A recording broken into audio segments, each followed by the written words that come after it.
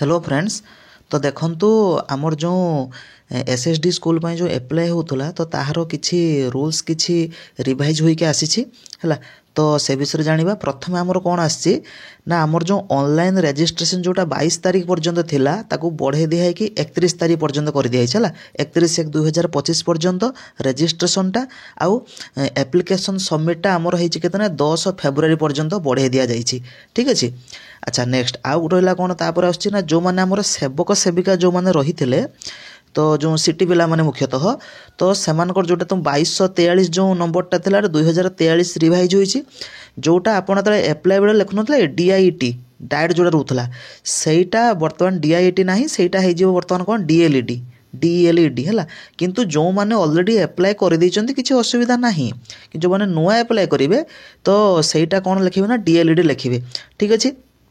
तापर जोटा आमर जो स्पेशल सिटी जो माने करथिले 2 years diploma in special education से माने मध्य हैला डीएलईडी ऑप्शन ही देबे। ठीक अछि।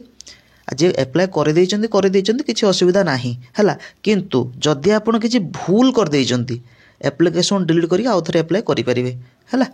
अच्छा ये कथा गला। नेक्स्ट है जो माने ट्राइबल लैंग्वेज जो टीचर जो हबा को चाहूचंती तो तांकर वर्तमान कोन रहिछि ना सेमानकर मौखिक हबो ओराल करा जीव केते मार्कर छुआ 50 मार्कर 50 मार्कर आपनकर 40% दरकार क्वालिफाई करिया पई माने 50 रो 40% केते 20 मार्क दरकार तो आपण ट्राइबल लैंग्वेज कहि पारुथबा दरकार। ठीक अछि। तो जे कहि पारुचंती अप्लाई करबा तांको पे भलो नचेत सेवक सेविका अप्लाई ही करंतु। ठीक अछि। ये रहला आ एते किछि देई नाही। तापर रहिला वर्तमान टीजीटी पोस्ट टीजीटी पोस्ट पे जो आमर रोची TGT PCM CBZ TGT arts तो 2 ईयर बीएड स्पेशल बीएड जोटा रहिला हैला से माने एलिजिबल हैला स्पेशल बीएड जो माने करचंती से माने एलिजिबल। ठीक अछि। ता सह से मानकर ओएसएस स्टेट सर्टिफिकेट क्वालिफाई थिबा दरकार सर्टिफिकेट थिबा दरकार। ठीक अछि। से माने वर्तमान एलिजिबल अछंती किछि असुविधा नाही। ठीक अछि। आ जो माने सेवक सेविका से मानकर कोन जो माने सेवक सेविका जो माने अछंती +2 तास आपणकर डीएलएड करथिबा दरकार। ठीक अछि। तास ओटेट पेपर 1 हो पेपर 2 हो जहा क्वालिफाई करथिबा दरकार। ठीक अछि।